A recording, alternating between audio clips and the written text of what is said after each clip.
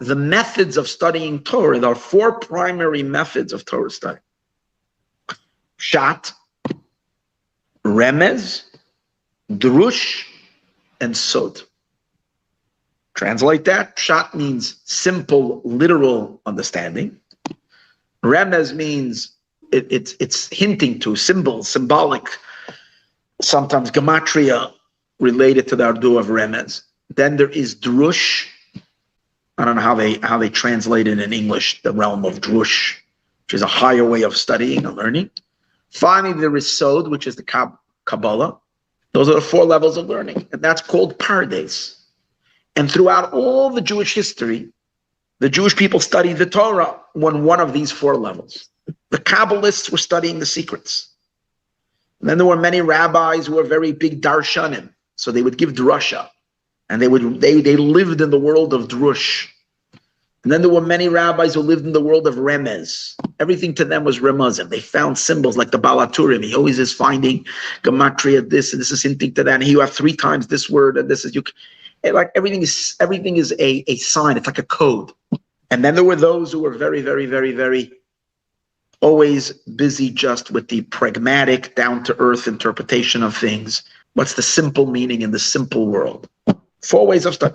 And of course, it's nuanced. There's a million different ways of understanding in the literal. And there are many different ways of understanding in each one of them. But they are, in general, they're divided into 4 different levels, corresponding to the 4 letters of God's name, corresponding to the 4 worlds, corresponding to Malchut, Ze'er Anpin, Bina, and Chachma. Everything lines up. Domain, Sameach, Chaim, Medaber, Eish, Mayim, Ruach, and Afar. All these things relate, and in the Torah, Pshat, Remez, Drush, and Sod. And that's the way to learn Torah. Comes the Lubavitcher Rebbe, and he reveals to us an amazing thing. He has an incredible talk. It's called Inyanai Shel Torah Chassidus, which means the content, the idea, the meaning of the teachings of Chassidus. And over there, the Rebbe explains Pshat, Remez, Drush, and Sod.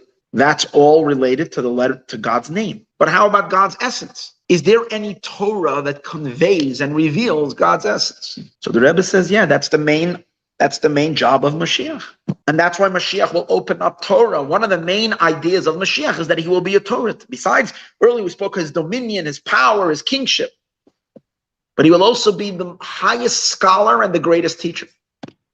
And he will teach Torah in ways, he will bring humanity to the highest levels of understanding. And he will bring Torah scholarship to not just expound and reveal more Torah, but open up a whole new level of Torah comprehension and understanding. One that is not relating to one of God's names, but one that is relating to Hashem's very, very being, Hashem's very essence. So that's why we know that when Mashiach will come, there's a verse that says, new Torah will come forth from me, God says. And the Midrash tells us, God is going to reveal a new Torah, which he's going to reveal to us through Melech HaMashiach, through Mashiach. And it is explained it's not new Torah, because the Torah was only given to us once, and we know the Torah will never be changed. It means a level of appreciation and understanding that will open up in Torah that was never available for anybody. And that's going to be Mashiach's Torah. So much so that when we are going to study that Torah, it's going to look like every single thing we studied until that time is considered utterly amateur and childish. That's how magnificent the new study of Torah is going to be. It's a midrash. The midrash says, Torah shel Adam loimed ba'olam hazeh. The Torah that a person reads and studies in this world, heavily, is considered almost like foolishness in front of the Torah of Mashiach.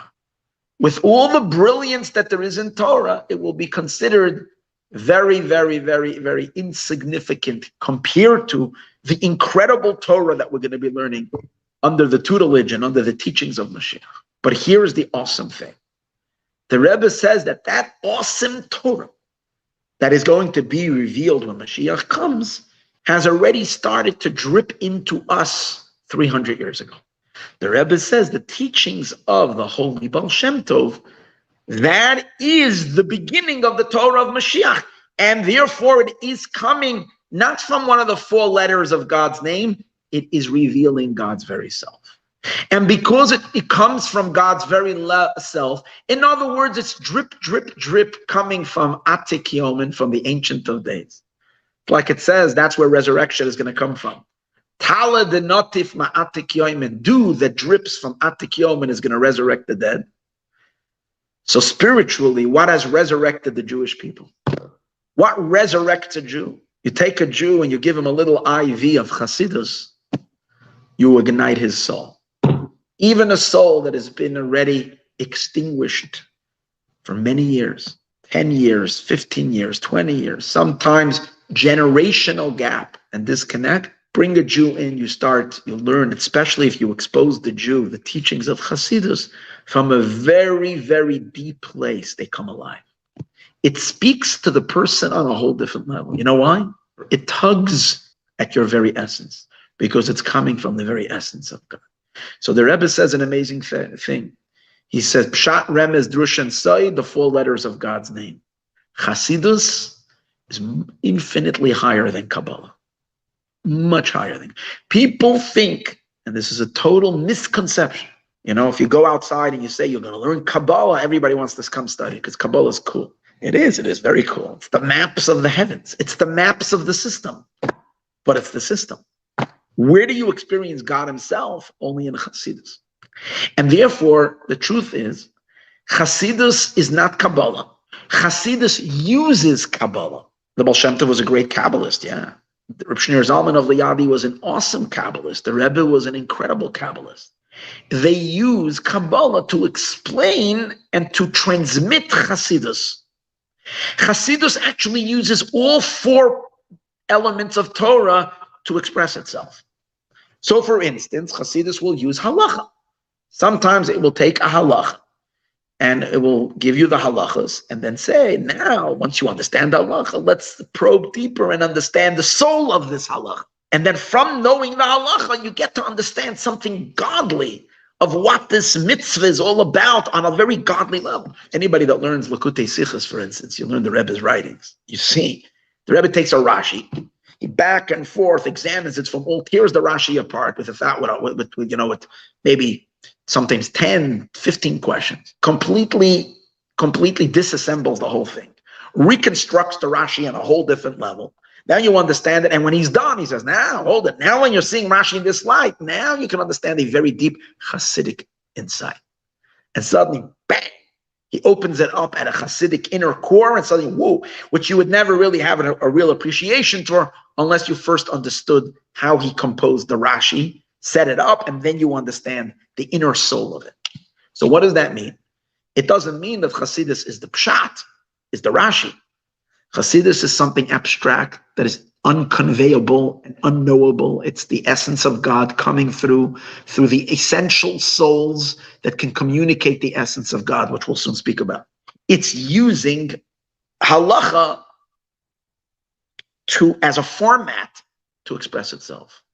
In the same way, sometimes it uses gematria. Chassidus is not gematria. Numeric codes, it uses them. Through the numeric codes, when we see certain things are gematria the same, then we realize that they have an inner core connection. And then sometimes Chassidus will use Kabbalah as well to explain itself. Many times. Many times when we learn a discourse, a Hasidic discourse, we start with a Kabbalistic writing from the Holy Ari, which is explaining some kind of inner mechanics of the spiritual realms above. And from there, that serves as a starting point to open up a higher consciousness and a higher understanding in the divine. He says, the Rebbe says, if you take any element of Torah and you examine all 4 layers, you see, what does the Pshat say? The simple level, literal translation. What does the Remez say? What does Drush say? And what does Sod say? You go through every single interpretation. You will see that they're all relating to certain aspects, certain defined elements from within the system. And he gives an example. He says, let's take one subject and learn it from all 4 angles. And then the Rebbe says, let's take a look at what Chassidus says. And you will see, he says, that Chassidus is the neshama, it's the vitality, it's the essence of all 4 interpretations. It's deeper, it's higher, it's removed from all of them, and yet it gives life to every single one of them. Because once you have the Chassidus inside, they're all pulsating with this inner essence of the divine. It's a whole new language. It's a whole new teaching. It's a whole new world. So we understand above all intelligence, above all sophistication, where do you get to after everything? You get to simplicity. It's the simplicity of the essence. We have already the beginning of Mashiach's teachings.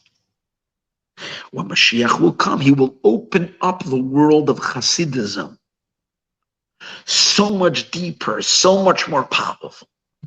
And we will experience things on that level, unlike in every part of Torah, we're going to see the essence. Every Hasidic teaching always cracks open the essence. That's why it's so refreshing. That's why it's so life-giving. Kabbalists are lost in the worlds, and the spiritual worlds, and the emanations, and in the systems. Philosophers are lost in the intelligence of things, and that's already creation. But Chassidus touches the essence.